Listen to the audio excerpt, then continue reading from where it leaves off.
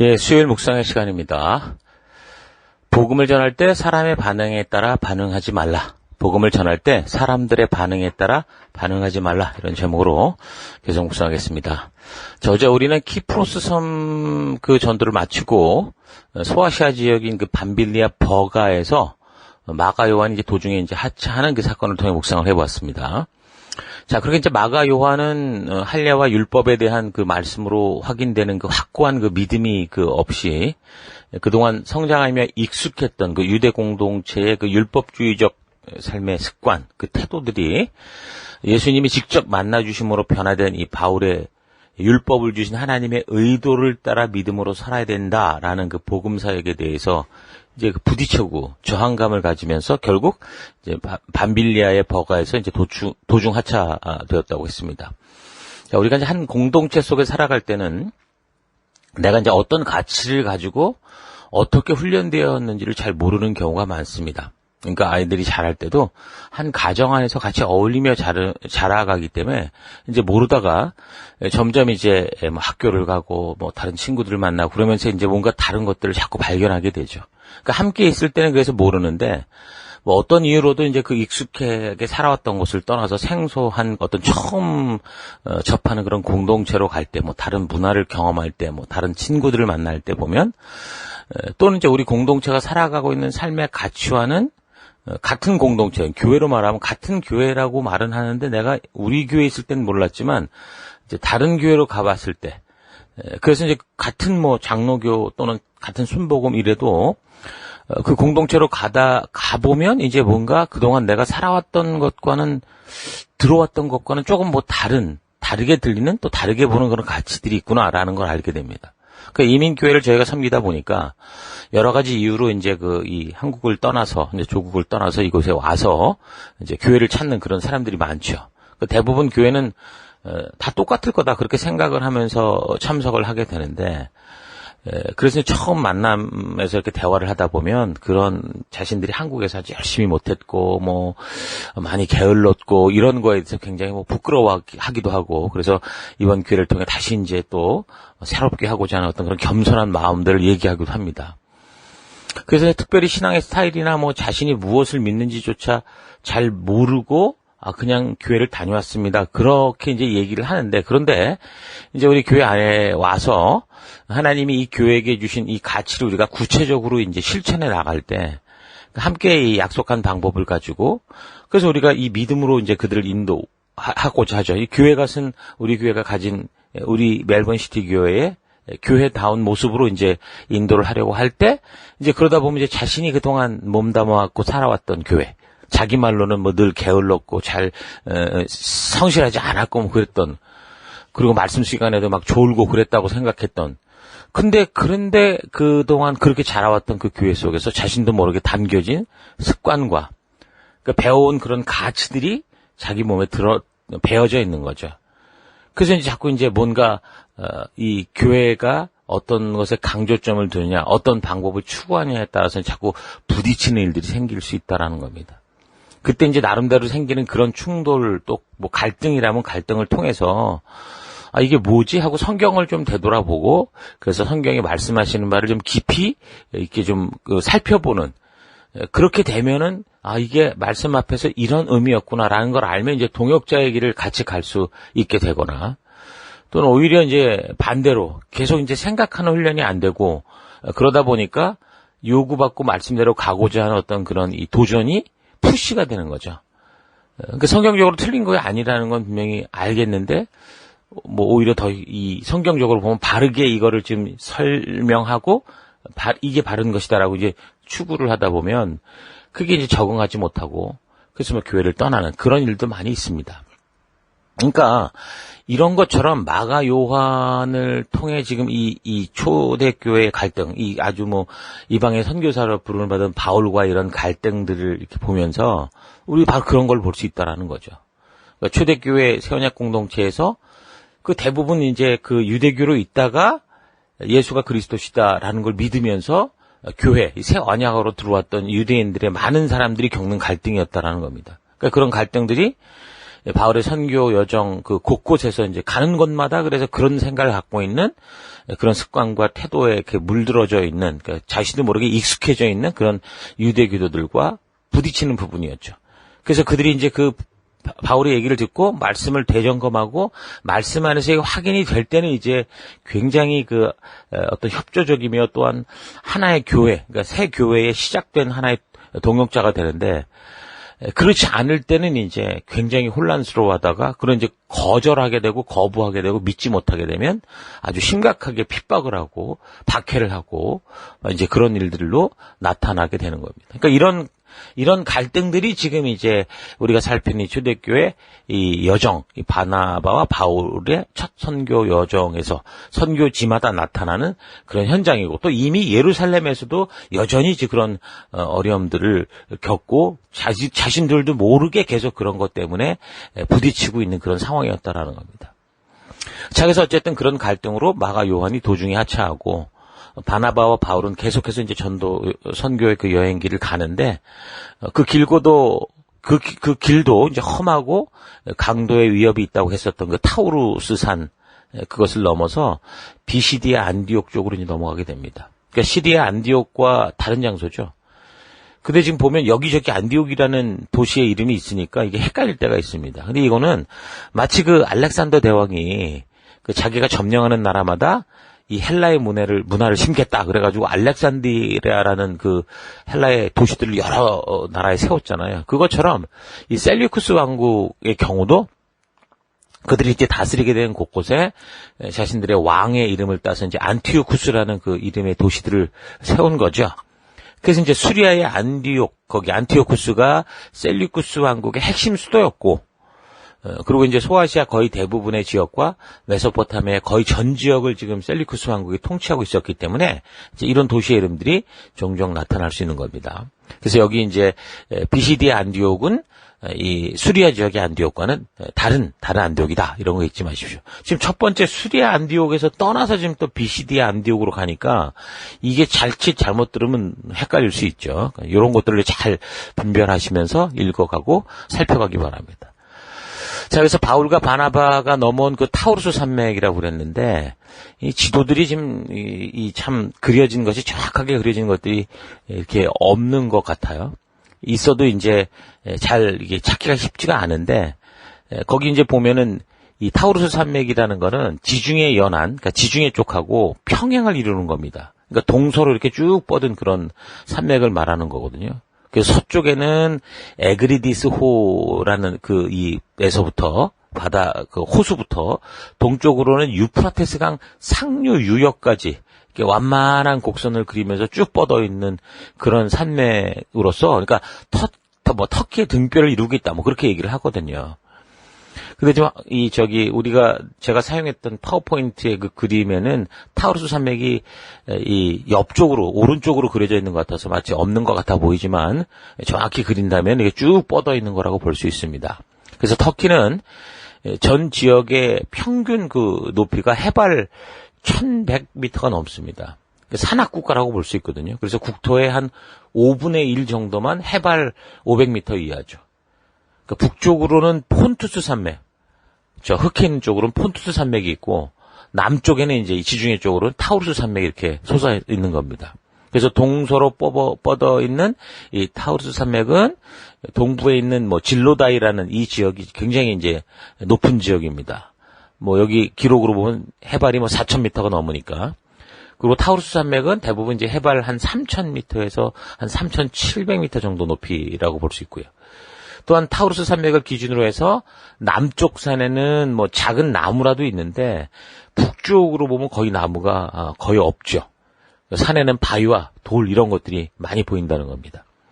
그래서 사도 바울과 바나바가 이제 이 산을 넘은 거고, 그리고 또 한 번만 그렇게 넘어간 게 아니라 다시 돌아올 때도 이제 다시 그 산을 넘어오게 되죠.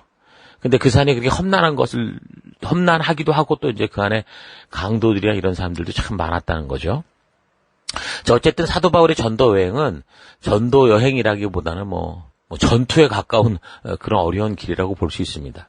그래서 13년 전 다메섹 도상에서 예수를 만난 바울은 곧바로 이제 이런 사역의 일선에 나오지는 않았지만, 뭐 아라비아 쪽에서는 그가 그런 일을 하기도 했었죠. 그렇지만 충분히 말씀으로 준비된 후에 이제 이 사람이 결국 선교 현장으로 나오게 되는 거 아닙니까? 뭐 억지로든 강제로든 억지로든 아니면 자연스럽게든 고향에 한 10년 정도 있으면서 뭐 거기서도 이 선교의 일들을 했었겠지만 어쨌든 말씀 앞에 그 부르심 앞에 확실한 그 어떤 확고한 믿음을 가지고 이제 그가 선교 현장에 오게 되니까 그러니까 이렇게 지금 그냥 딱 설명만 해도 굉장히 험난한 그런 여정.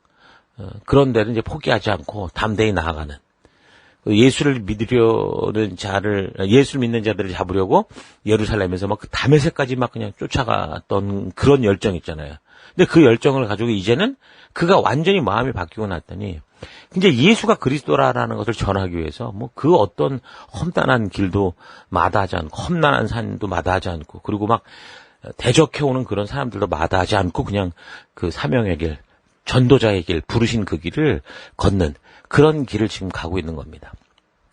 자, 그래서 13장은 그 이제 비시디아 안디옥에서 전도하는 그런 사역이 기록되어 있는데 그동안 사도행전은 뭐 베드로의 설교와 뭐 스데반의 설교를 기록해서 전해 줬지만 사도 바울의 설교는 아직 나오지 않았었죠. 근데 이제 여기 비시디아의 안디옥에서 이제 유대 회당에 들어가서 제가 처음으로 이제 그 사도 바울이 전하는 전도 설교가 거기 기록되어 있습니다.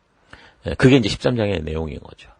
그래서 그의 설교를 또 보면 역시 똑같아요. 베드로가 됐든 뭐 스데반이 됐든 뭐 이 바울이 됐든 결국은 뭐 자기들의 얘기를 하는 게 아니고 자기들의 감정과 느낌을 얘기하는 게 아니라 살아계신 그러니까 이 땅에 오셨던 예수가 그리스도다라는 그 사실을 설명을 하고 얘기를 했어야 됐기 때문에 성경의 역사를 쭉 훑어갈 수밖에 없는 그런 설교였습니다. 왜냐하면 예수님께서 그렇게 메시아로 오신 것이 성경의 그 역사 속에서 하나님이 약속하신 것이 성취된 것이기 때문에 그렇게 역사를 통해 보지 않으면 예수가 그리스도라는 증거를 확실하게 보여줄 수가 없었던 거죠. 자, 그래서 이제 그런 설교를 그가 이제 그 유대인 회당에서 하게 되는데 또 그 다음 주도 이제 와서 좀 이렇게 좀 얘기를 해달라 설교 부탁을 받는 거죠. 그래서 이제 그 지역에 사는 그때는 이제 더 많은 유대인들과 유대교에 입교한 그렇게 보면 이제 이방인들일 수 있죠. 그런 사람들이 이제 와서 듣게 됩니다. 그래서 이제 유대교에 이제 어쨌든 입교했다는 거는 이방인들을 말하는 건데 16절을 참고하면 13장 16절 바울이 일어나 손짓하며 말하되 이스라엘 사람들과 및 하나님을 경외하는 사람들아 이제 그런 식으로 이제 얘기를 하고 있죠.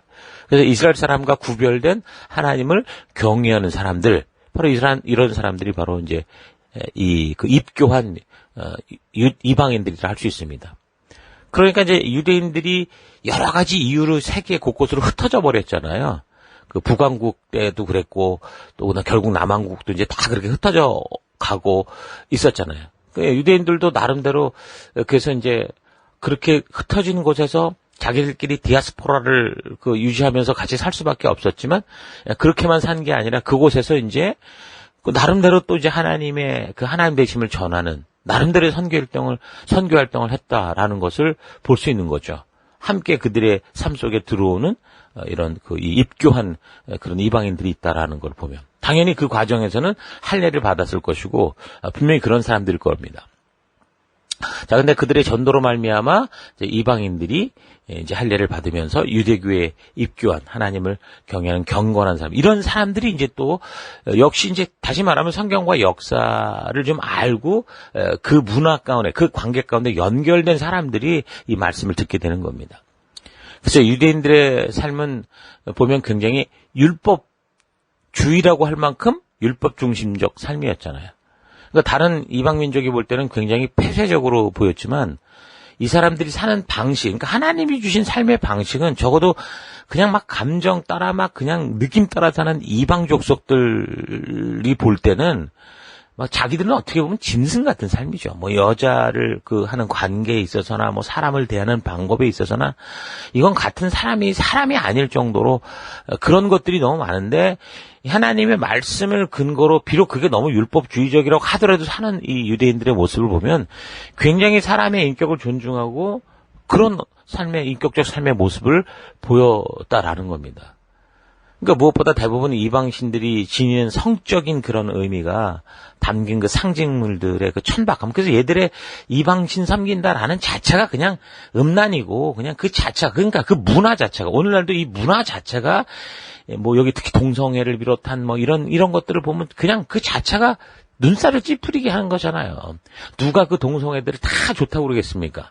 아닌데 대부분 거의가 아닐 건데 근데도 그 몇몇 그 이 머리 굴리는 사람들이 그 자기들의 욕심을 따라 살려고 결국 법을 걸고 이래가지고 그런 식으로 그렇게 했던 것처럼 그런 지저분한 문화들이 그 안에 가득 차 있었다라는 거죠.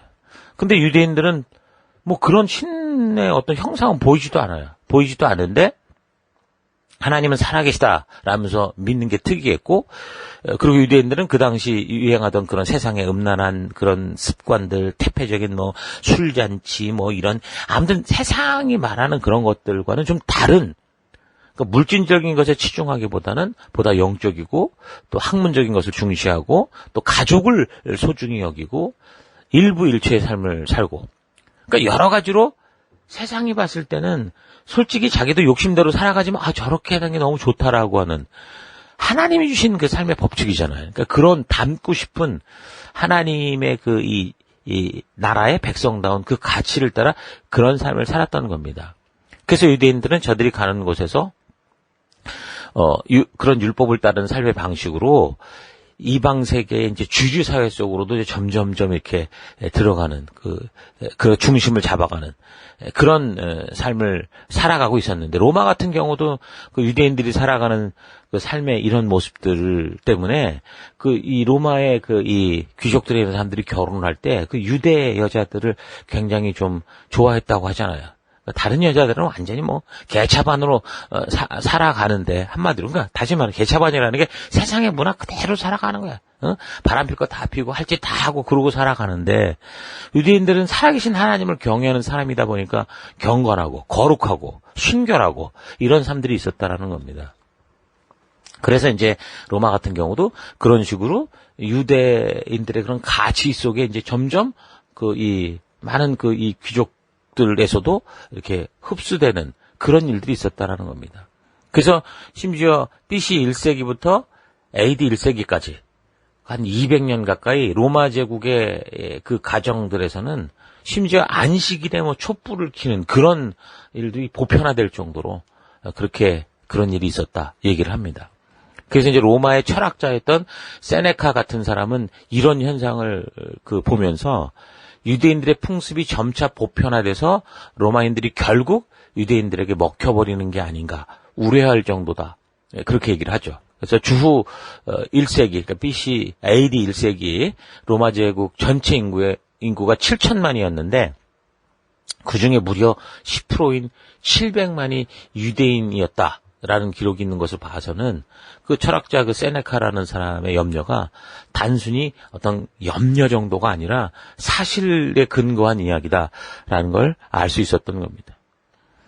자, 이런 영향력들이 유대인들이 사는 곳마다 있었기 때문에 아마도 꽤 많은 사람들이, 그러니까 또 아주 권력을 갖고 이런 사람들이 유대교로 이제 같이 연결되어서 뭐 하나님을 섬기겠다 하는 그런 일도 있었다라는 거죠. 물론 또 그렇게 유대교로 들어왔을 때 분명 하나님의 법도를 알게 되면 어떤 선이 있겠지만 사람의 욕심과 이런 거에 대해서 늘 아마 오늘날도 그리스도인들이 그렇게 말씀대로 사냐 못 사냐 이걸 갖고 막 흔들리듯이 그런 일도 있었을 겁니다. 어쨌든 그런 사람들이 유대 회당으로 늘 모였을 건데, 이제 그 사람들이 피시디아 안디옥 그 회당에서 바울의 말씀을 듣고 이제 변화되기 시작한 겁니다. 자, 그래서 이번에 세 번째 안식일에는 그 44절을 참고하면 거의 온 동네 사람들이 거의 다 이 회당에 와서 바울에게 이제 하나님의 그 말씀을 듣고자 하고 그렇게 모였다. 이제 그렇게 이제 적고 있거든요. 그렇게 되니까 유대인들, 그러니까 그동안 그 회당에서 주도적인 그 역할을 해왔던 이 사람들이 이제 시기와 질투가 가득해지는 거죠. 그래서 이제 바울이 전하는 복음에 대해서 막 반박하고 비방하고 이제 공격을 하는 겁니다. 그러니까 말씀이 선포되는 것에서 이렇게 보면 많은 사람들이 회개하고 변화되는 일도 분명히 있는데, 또한 언제나 그런 곳에 또 더불어서 반박하고 방해하고 더 나아가서 이제 박해하고 핍박하는 그런 일들도 따라오는 것을 볼 수 있습니다. 그 방해와 박해라는 게 이방인들이 아니라 무엇보다 이제 같은 신앙의 뿌리를 두고 있는 유대교들. 그러니까 뭔가 주도권을 뺏기게 되면 이제 다 누구나 이렇게 돌변하는 걸 볼 수 있죠. 그러니까 이런 사실을 잘 묵상해 보면 우리가 전도를 하다가 계속되는 거절을 당하거나 특히 같은 신앙 안에 있는 사람들의 그 비난을 받게 되는 경우가 있을 수도 있는데 그럴 때 우리도 실망할 것은 아니라는 거죠. 물론 감정적으로 안 좋을 수 있으나 그거로 인해서 우리에게 준 사명을 포기하거나 이럴 건 아니라는 겁니다. 그러니까 복음을 전하면 사람들이 막 다 환영해주고 정말 좋아해주고 이런 생명의 길을 알려줘서 감사하다 이러면 좋겠지만 예수님이 이 땅에 오셔서 전하실 때도 수많은 사람들이 뭐 먹을 걸 줄 때는 쫓아가도 정작 진정한 복음이 들어올 때는 거절하고 결국에는 막 자기들의 어떤 이 위치와 어떤 그런 것들을 빼앗기고 자기들의 기대가 무너지게 만들었다라는 그것 때문에 예수님을 십자가에 못 박았다는 거 우리가 잊지 말아야 됩니다. 그러니까 말씀대로 바르게 살려고 할 때 세상에 모르는 사람들은 그렇다 치더라도 오히려 함께 교회를 다니는 사람들이 더 비아냥거리고 조롱하는 경우도 많은 것. 참 이게 안타깝지만 그게 사실 오늘날 우리 교회들의 수준입니다. 그러니까 교회가 문을 열고 누구나 오게 하는 건 맞습니다. 그런데 그 들어온 사람들을 하나님의 말씀 앞으로 인도하는 주의 지성소로 인도하는 그런 일들이 없다 보니까 한마디로 말하면 교회 마당에만 사람들이 꽉 차는 이사야 1장에서 우리 하나님이 그렇게 책망했듯이 너희가 내 마당만 받고 돌아간다라고 했던 그런 사람들만 가득 차 있는 그런 수준인 거죠. 그게 지금 우리가 섬겨야 될 교회 사명의 현장이고 그 현실이라는 걸 알아야 됩니다. 우리 교회 같은 경우는 어떤 면에서 이미 사명을 알고 있는 사람들이 뭐 70%, 80% 정도 되죠. 그리고 이제 그렇게 이제 왔다 갔다 교회를 왔다 갔다 하고 뭐 기복을 추구하고 이런 사람들이 우리 교회 분위기상으로는 함께 있지 못하다 보니까 우리 이제 믿는 사람들이 굉장히 많아 보이는 거고 다른 데는 뭐 정말 사람들이 많은 것 같은데 실제로 그 안에서 뭔가 하나님의 말씀 앞으로 인도하는 그런 분들이 뭐 목사님과 몇몇 사람들 외에는 거의 없는. 그래서 뭐 얼핏 보면은 뭐 사람이 많고 헌금도 모이고 뭐 예배당도 그래서 크게 짓고 뭐 이럴 수 있을지 모르지만 사실상 지금 우리가 계속 말씀을 통해 지금 이게 문제가 생기는 하나님의 진심이 역사로부터 바르게 전달되지 않으니까 거의 뭐 이 교회들이 자칫 잘못하면 자기들이 원하는 어떤 그런 기독교라는 이 교당을 하나 만들어서 있는 거나 마찬가지인 그게 참 안타까운 우리들의 현실인 겁니다.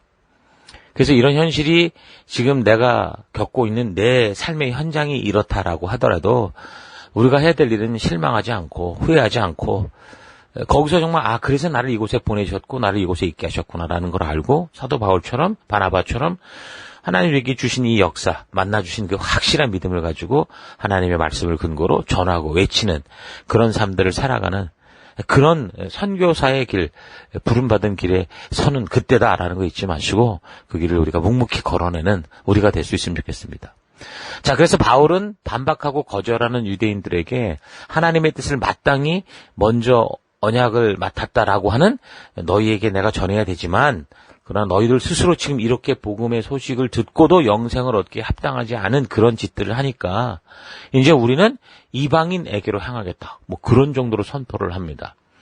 그래서 그런 소리를 듣고 또 같이 이방인 그럼 당연히 개종한 사람들이 있으니까 이런 사람들이 들을 때는 뭐 너무 좋은 거죠. 그래서 이방인들이 듣고 기뻐하면서 여기 이제 이방인들은 하나님을 경외하는 사람들이죠. 그래야 이제 말씀을 듣는 거니까. 그러지 않고 이 사람들이 들을 수 있는 방법 없으니까.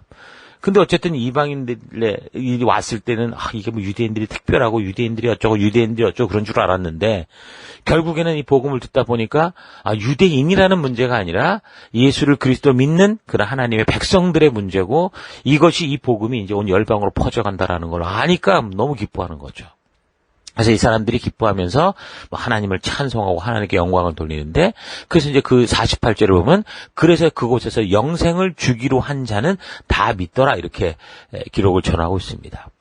그러니까 사도 바울도 그렇게 똑같은 말씀을 전해도 그 안에서 듣고 변화되는 자가 있는가 하면 반박하는 자들도 많다 보니까 이해가 안 갈 수 있잖아요. 그러니까 그런 걸 볼 때 내 능력이 아니라 내가 전할 때 똑같은 것을 듣고도 믿는 자들은 정말 하나님이 택한 자들이구나라는 거를 그가 그래서 이제 계속 생각을 하고 있었던 것 같아요.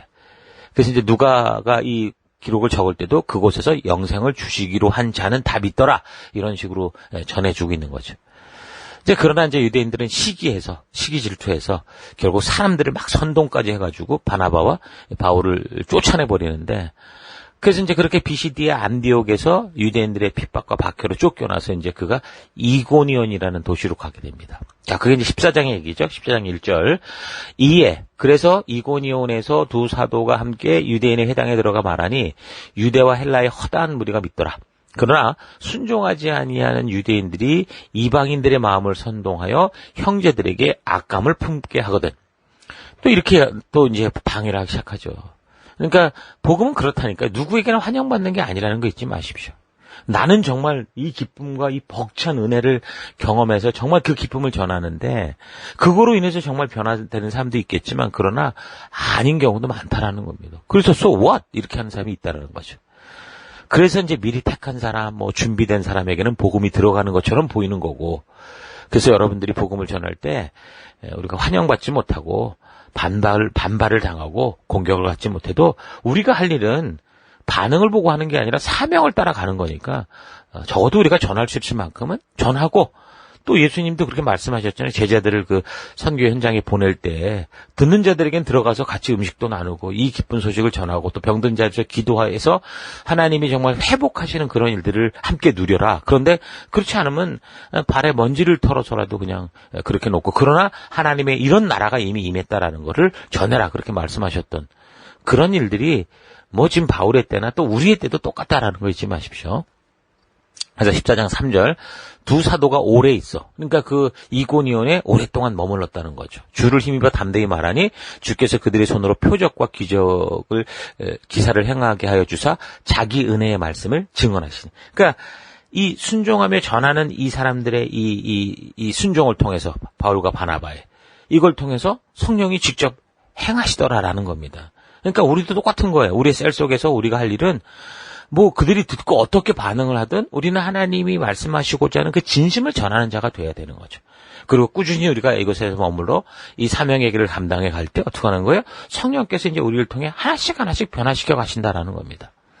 그래서 분명히 유대교들의 그 위협과 살해 협박이 있었음에도 불구하고 사도들은 그런 위협 속에서도 그 이고니온이라는 도시를 떠나지 않고 오래 이제 머물러 있으면서 그런 대적과 방해, 박해 이런 것도 불구하고 계속 그 말씀과 하나님의 그 온전한 뜻을 전함으로 말미암아 성령 하나님께서 그런 순종을 통해 충분히 일하실 수 있도록 진정한 통로가 되는 그런 삶을 살았다라는 겁니다.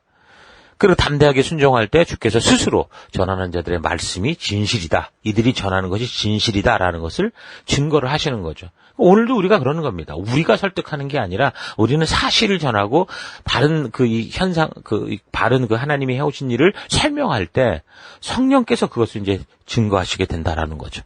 그래서 우리가 전하는 복음의 진실 여부, 또 이게 받아들여지느냐 아니냐, 이거는 이 성령 하나님께서 직접 증명하실 것이고 성령 하나님께서 역사하실 것이고 성령 하나님이 초대하실 것이기 때문에, 물론 우리 입술을 통해서 하는 것이지만, 그러나 그 성령이 하시는 일이기에 그 일하시도록 계속해서 믿음의 통로가 되는 삶, 예수가 그리스도다라는 것을 전하는 삶, 그게 바로 이 사도들이 행했던 삶이고, 지금 우리가 성도로서 셀 속에서, 이 교회 속에서 우리가 이 평생을 살아가며 하나님 나라 천국에 가기 전까지 해야 될 전도인의 사명이다라는 것을 잊지 마십시다.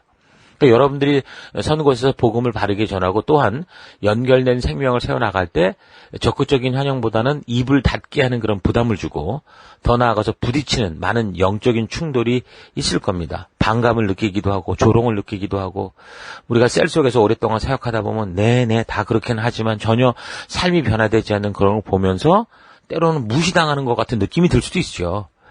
그렇기도 하고, 또 한 영혼이 그렇게 변화되는 그런 일들이 쉽지 않다는 걸, 그것 때문에 우리가 어떻게 하는 거예요? 느끼게 되고, 또 심지어는 이거 완전히 불가능하다고 보일 정도로 그럴 때도 많을 겁니다. 그래서 그런 현장을 보면서 하나님이 택한 자와 그렇지 않은 자가 있을 수도 있겠구나라는 생각이 들 정도로. 그러나 그렇게 변화되지 않는 것으로 인해서 우리가 절망하거나 쉽게 포기하지 않고 성령께서 우리를 통해 충분히 일하시도록, 지금 이렇게 이 사도행전의 역사가 우리에게 증명하고 있잖아요. 그래서 우리는 계속 말씀을 따라 담대하게 주님의 주신 이 말씀을 우리 백성들의 가슴 속에 새기고 그리스도가 누구신가를 전하는 그런 길을 걷는 게 우리의 사명이고 우리의 믿음입니다. 이런 사실 잊지 마시고 우리가 이제 2021년 이 셀 사역을 이제 우리가 감당해 갈 때 물론 계속 하고 있습니다. 지금도 하고 있는데 공식적으로 우리가 2월부터 이제 우리가 이런 일들에 더 집중하는 그런 시기를 갖게 되니까 그때 하나님께서 각자에게 맡겨주신 그 영혼들을 포기하지 않고 부지런히 말씀을 먹이고 그 바른 성장의 길에 서도록 도전하고 그 길로 나아가는 격려하는 우리가 됐으면 좋겠습니다. 자, 두 사도는 유대인들의 방해로 인해 관계 속에서 악감정을 품게 하는 그런 와중에도 그곳을 쉽게 떠나지 않으면서 복음의 통로가 됐고, 그래서 성령은 그런 헌신을 통해서 그 도시 속에서 계속 복음의 그런 이 하나님의 마음을 전하는 그런 일을 하셨죠. 자, 그래서 14장 4절, 그래서 그 결과가 어떻게 됐냐면 그 시내에, 그 도시에 무리가 나뉘어서, 사람들이 나뉘어져서 유대인을 따르는 자도 있고, 그러니까 유대율법주의자들을 말하는 거죠. 두 사도를 따르는 자들도 있더라. 그렇게 얘기를 합니다. 그러니까 자신들의 기득권을 뺏기고 자신들이 막 이렇게 막 주도하던 그런 많은 사람들이 바나바와 바울이 말하는 것을 통해 뭔가 그쪽으로 흘러가는 것 같으니까 복음의 길에 서니까 또 시기와 욕심, 질투 여기에 뿌리를 둔 그 악감정들이 이제 막 드러나기 시작하는 거죠. 그래서 5절 이방인과 유대인과 그 관리들이 두 사도를 모욕하며 돌로 치려고 달려들었다. 그러니까 이방인, 유대인 그 관리들. 그러니까 유대인들의 삶을 보고 함께 이렇게 변화될 수 있었던 예수는 아니지만 그냥 하나님 주신 법도 따라 사는 유대인을 보고 하나의 어떤 그런 이렇게 마음을 가졌던 그런 사람들을 말하는 거죠.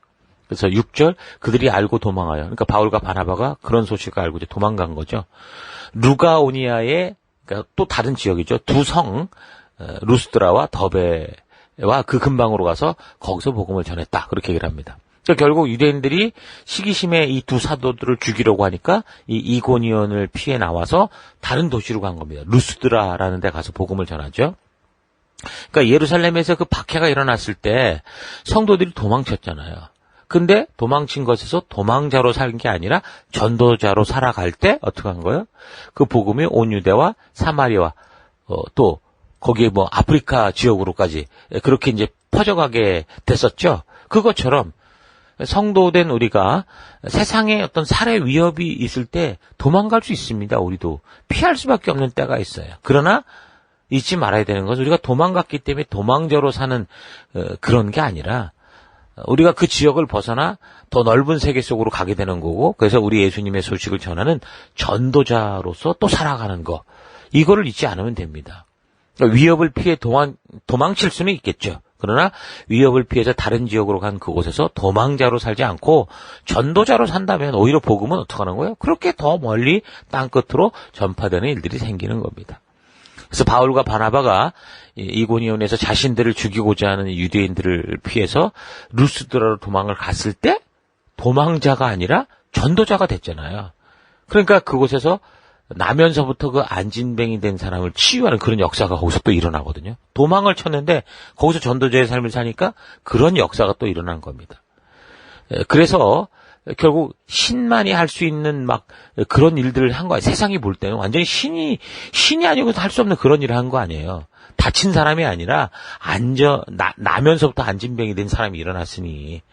그러니까 이제 그곳 도시의 사람들이 바나바를 이제 제우스다 그렇게 말하고 바울을 막 헤르메스다 이제 그렇게 부르면서 신으로 모시려고 신으로 모시고 제사까지 드리려고 하는 그런 해프닝이 벌어진 겁니다. 그러니까 이게 하나님이 행하시지 않고서는 이 세상 그 누구가 그 나면서부터 안진병이 된 사람을 고칠 수 있겠습니까? 그게 안 되니까 그게 아니라는 걸 분명히 알고 이렇게 하는 거는 그게 누군지는 몰라. 하나님인지 누군지 몰라도 신이다라는 거는 알잖아요, 세상 사람들이. 그러니까 이제 이 바울과 바나바가 그렇게 보인 거고, 그래서 그 바울과 바나바를 놓고 살아있는 사람 앞에 제사를 드리려고 했다라는 거죠. 신으로서 모시고. 그렇게 보면 한마디로 막 모든 사람들에게 막 추앙을 받고 존경을 받는 그런 엄청난 기회를 얻은 거긴 하죠. 그렇게 본다면. 물론 그건 하나님이 역사하신 결과고 사람들의 무지의 그런 어떤 소치인데, 그런데 이제 이런 경우 어떤 거예요? 대부분의 많은 사람들이 이런 영광, 사람들이 막 주목하고 막 뭐 신으로 모시진 않아도 뭐 우와 그래가면서 뭔가 뭐 아주 이 목사님에겐 또 이 사람에게 이 선교사에게 뭐 누구에게 뭐 굉장히 다른 어떤 뭐가 있는 것처럼 그렇게 막 추앙하고 바라볼 때 자칫 이제 그런 그 분위기에 어떻게 되는 거예요? 분명히 복음과 사명을 가지고 왔다고 해놓고도 이제 이렇게 또 마음속에서 또 똑같은 욕심의 뿌리죠. 그 뭔가 욕심과 이런 걸로 인해서 변질되는 경우가 많습니다. 그러니까 이렇게 많은 사람들이 추앙하고 따르고 칭찬하고 예비하면 뭐 자신도 모르게 야욕으로 꽉 찬 사람들은 거기에서 이제 막 큰 교회당을 만드는 거죠. 막 사람들이 다 쫓아와서 막 돈 주고 막 다 쫓아와가지고 막 종교한다고 그러고 그러니까 그런 거를 또 잘 또 활용한다 해가지고서 뭐 큰 교회당 세우고 거기서 이제 이름을 날리면서 사람들 위해 군림하고자 뭐 그렇게 하는 경우가 많이 있는데, 근데 이제 바울과 바나바는 딱 그런 분위기였어요. 이미 뭐 자기들이 정말 뭔가 하나님 앞에서 뭐 하나님 앞에 사람들 앞에서 자 이런 식으로 했으면은 충분히 그런 일을 할 수도 있었을 상황이었는데 이제 막 거기서 막 옷을 찢고 뭐 자기를 신이라고 착각하면서 막 제사하려는 이 무지한 사람들을 쫓아가가지고 확 막 말리는 거죠. 그래서 많은 사람들은 이 주위 사람들의 칭찬과 박수를 받게 되면 어떻게 됩니까? 사람들이 그렇잖아요. 순간적으로 교만으로 가득 차게 됩니다. 아니에요 그러면서도 그 칭찬을 계속 듣다 보면은 자기도 모르게 이제 프라이드가 생겨가지고 쫙 이렇게 있다가 누가 또 이제 자기를 좀 무시하는 것 같으면 자기도 모르게 이제 거기서 네가 뭔데 이렇게 나가는, 그게 이제 우리의 모습이라는 거죠. 특히 이제 하나님께서 지금 초대교회 전도의 역사에서처럼 오늘날에도 전하는 자들을 통해 그렇게 기적과 어떤 이적들을 행하시는 그런 경우가 있죠. 그런 집회나 이런 데서 보면. 근데 이제 그 통로가 된 사역자들이 그것이 마치 자기의 어떤 거죠. 처음엔 겸손하게 하나님의 영광 그러는데 그렇게 시간이 좀 흐르다 보면 어느샌가 이제 자기의 어떤 그런 영광으로 가득 차 있는, 그렇게 착각하는, 그래서 결국에는 무너지는 경우가 참 많습니다. 겸손해야 됩니다. 그렇지 않고 자기의 욕심의 함정에 빠져서 순종하는 자신을 통해, 그러니까 순종을 통해 일하신 하나님이 계신데 그거를 보지 못하고 그 통로가 된 자기가 마치 무슨 능력이 있는 것처럼, 또 그런 사람을 추앙하는 이런 사람들이 너무 많으니까 막 와서 기도해달라고 그러고 헌금 내면서 안수해달라고 이런 경우가 생기니까 그런 사람들의 연약한 심리와 이게 확 맞물리게 되면 서로가 종교적 욕구를 채우는 그런 삶을 사는 거죠. 하나님의 영광을 가로채다가 죽었던 그 헤롯 아그리파 같은 그런 일들이 결국 생기고 마는 겁니다. 그렇게 교만하게 살다가는. 그래서 이런 사건을 우리가 잘 생각하면서 각성할 필요가 있습니다. 이거는 꼭 목사다, 리더다 뿐만이 아닙니다. 어떤 일반 소위 말하는 평신도라는 분들에서 기도 많이 하고 어쩌고 하는 사람들이 또 무슨 예언을 한다, 병을 고친다 그래가지고 또 그런 일 생겨보십시오. 그럼 똑같은 현상들은 누구에게나 나타나기 마련이라는 거죠. 그래서 이런 거 잘 우리가 이런 말씀을 통해 잘 각성하고 성령 하나님이 전하는 자의 이 말이 온전하다라는 것을 직접 증거하기 위해서 행하실 수 있는 그런 이적과 표적을 볼 때 더더욱 겸손히 우리 하나님께 영광을 돌리고 우리 하나님의 그 겸손한 말씀의 통로, 복음의 통로가 되는 그런 우리가 될 수 있는 그런 결단을 가질 수 있기를 바랍니다. 자, 이렇게 도망친 곳 루스드라에서 바울과 바나바가 이제 두려워서 도망자로 숨은 게 아니라 하나님의 뜻을 전하고 외치는 전도자가 될 때 성령 하나님께서 행하시는 그런 역사들이 나타나고 있었는데 14장 19절 유대인들이 안디옥과 이고니온에서, 그러니까 비시디 안디옥, 이고니온, 그들이 지나쳐왔던 데잖아요. 그 도시에서 이제 무리로 충동을 해가지고서 그래서 결국에는 바울을 돌로 쳐서 죽입니다. 그 죽은 줄 알고 시내로 끌어내치는 거죠. 19절 얘기가 그거잖아요. 무리를 충동하니 그들이 돌로 바울을 쳐서 죽은 줄로 알고 시외로 끌어내치니라. 그러니까 바울에게 악감을 품은 유대인들이 그 비시디 안디옥과 이고니온 그 다른 도시에서 거기까지 루스드라까지 쫓아온 겁니다. 그래서 이제 그 지역의 유대인들, 그러니까 자기들하고 똑같은 입장이 된 그 기득권을 뺏긴 그런 사람들, 또 그 권력층에 연결된 사람들, 이런 사람들의 심리를 확 자극을 해가지고 바울을 죽이려고 돌로 치게 만든 겁니다. 그래서 기적을 보고도 이렇게 변화되는 사람들도 있겠지만 또 여전히 말씀에 뿌리를 둔 이 바른 믿음으로 들어오지 못하고 그 현상만 보다가 금세 또 세상의 유행과 세상의 말과 세상의 의견을 따라서 휘둘리는 그런 사람들도 있습니다. 그러니까 바울에게 돌을 던진 사람들이 다른 도시에서 왔고 또 여기서 반대만 하는 그런 사람들이 아니라 어떤 안진병이가 일어나는 그런 현상을 보고 또 순간적으로 훅 해가지고 샜던 그런 사람들이 말씀으로 바르게 서지 못하고 유대교들이 선동하는 말에 또 휘둘려가지고 그 예수님을 추앙하던 사람이 돌 던지듯이 그렇게 이제 바울을 돌로 쳐서 바울을 죽음의 지경까지 이르게 하는 그런 사람들도 있었을 거라는 거죠. 안타까운 일들이 우리 현실에 있습니다. 그리고 이 이야기가 남의 얘기가 아니라 바로 그렇게 행할 수 있는 게 바로 나와 또 우리들의 이야기일 수 있다라는 거 잊지 마시고 정말 말씀으로 늘 우리가 묵상하고 늘 겸손히 우리 자신을 깨달았고 우리의 존재가 누군가를 알고 걸어간 우리가 됐으면 좋겠습니다. 자, 그런데 아마도 바울이 그렇게 돌을 맞고 거의 죽었다고 볼 정도였지만 죽지는 않은 것 같습니다. 그래서 14장 20절 제자들이 둘러섰을 때에 여기서 제자들은 보통 성도들을 말하는 겁니다. 바울이 일어나 그 성에 들어갔다가 이튿날 바나바와 함께 더베로 가서 또 다른 도시로 가는 거죠.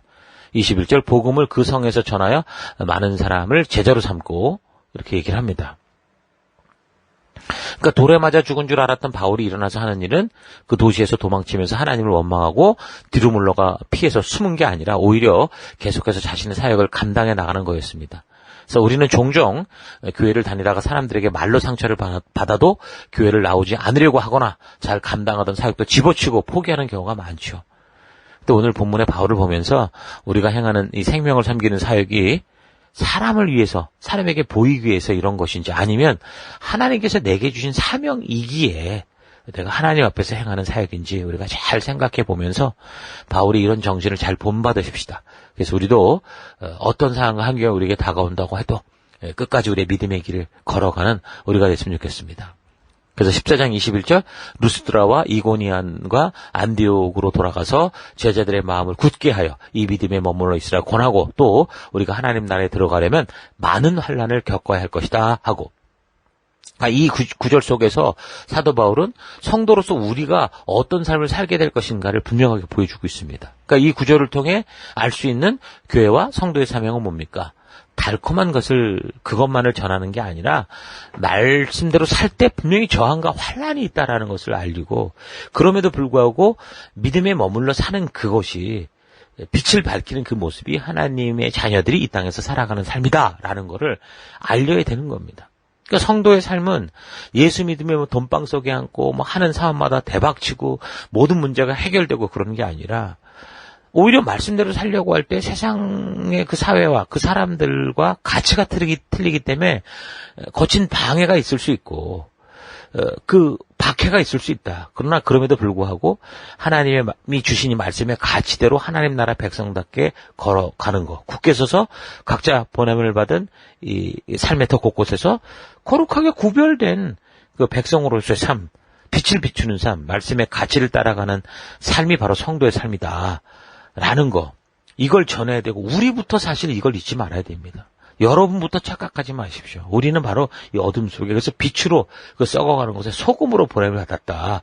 그 의미가 바로 이 이야기를 하는 거 잊지 마십시오.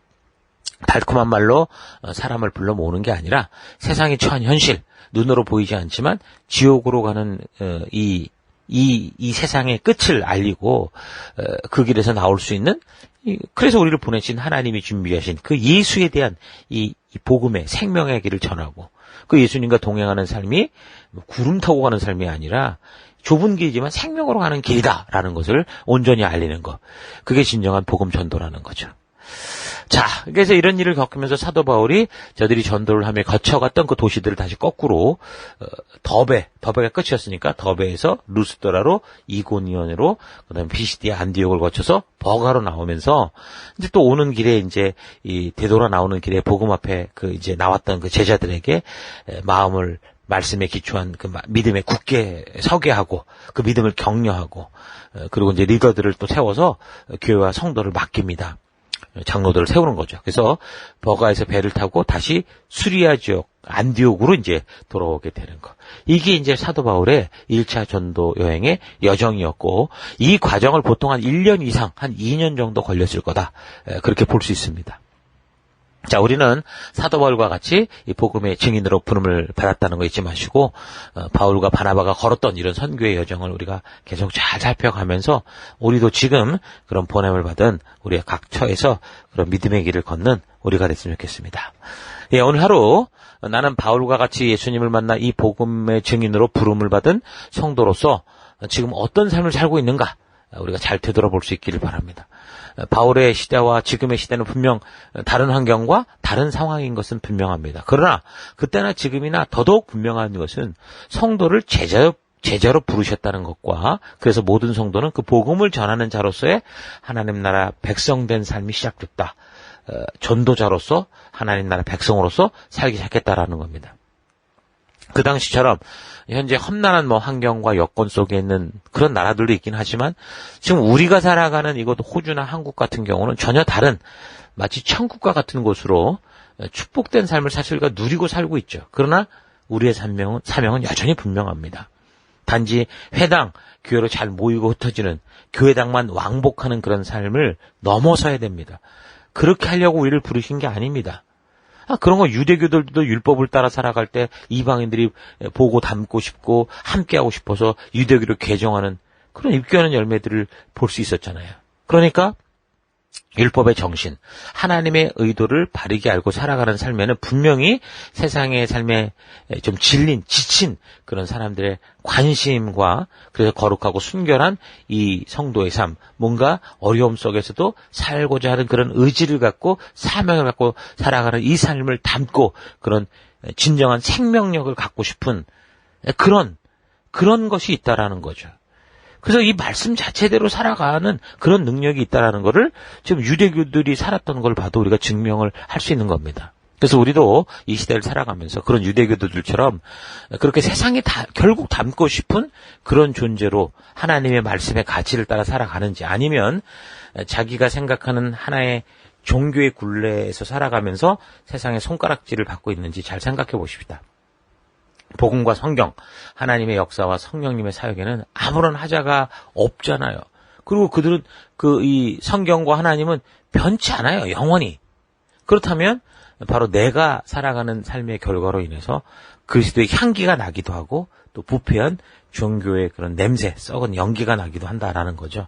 그래서 향기가 나는 곳에는 생명이 모이지만, 연기가 나고 또 썩은 냄새가 나는 곳에는 생명이 모이지 않는 법입니다. 나는 지금 그래서 그리스도의 향기와 같은 삶을 살고 있는지, 아니면 세상에 썩은 냄새가 나는 삶을 살고 있는지 좀 잘 되돌아보십시다. 그래서 복음이 선포되는 곳에는 두 가지 반응이 있죠. 환영받기도 하고 적대를 받기도 합니다. 어떤 반응이 오든지 우리가 할 일은 우리 하나님이 주신 그 귀한 사랑을 거침없이 말하는 것이고, 또 우리에게 주신 하늘 백성다운 삶의 가치, 성경 말씀을 따라 그대로 살아가는 거다. 자, 이런 사실 잊지 마시고, 내가 아니라 나의 순종을 통해 하나님께서 이루실 그 놀라운 역사들을 우리가 기대하면서 여러분의 삶의 현장 곳곳에서 말씀의 가치를 따라 그 말씀대로 전하며 살아가는 여러분들 될 수 있기를 주 여러분으로 축원합니다. 오늘 하루도 힘내십시오. 잠시 기도하겠습니다. 하나님, 내가 먼저 받은 하나님의 사랑을 전함에 있어서 늘 사람들의 반응을 두려워하고 또는 스스로 부끄럽다고 생각하여 입을 닫고 전하지 않는 묵묵부답의 삶을 산 것을 회개합니다. 율법주의라고 해도 율법대로 살고자 할 때 이방인의 사람들이 담고 싶어하는 그 유대교로 개종하는 그런 일이 있었는데, 나는 지금 그런 말씀에 근거한 예수를 그리스도로 믿는 그런 삶을 살고 있으면서 어떤 삶을 살고 있는지, 내 삶을 통해 하나님을 만나고 싶어하는 그런 사람들을 만나는 그런 삶을 살고 있는지 참 생각해 보면 너무 부끄럽고 부족한 모습임을 고백합니다. 회개합니다. 하나님, 그리고 내가 정말 진정한 그리스도의 향기가 되기 원합니다. 세상의 썩은 냄새와 연기를 풍기는 그런 종교인이 아니라 살아계신 우리 그리스도의 향기, 하나님의 마음을 보여주는 그런 편지된 삶 살기 원합니다. 복음을 전할 때 환영의 박수가 오던, 또는 죽이고자 하는 적대적인 감정이 오던, 그 사람들의 반응에 반응하지 않고 오직 주님이 나를 이끄시고 인도하시는 그 길을 따라 그 진심만을 전할 수 있는 그런 길로 걷는 내가 되기를 간절히 바라옵고, 오늘 하루도 함께 동행하실 여호와를 찬양하며 예수님 이름으로 기도했습니다. 아멘.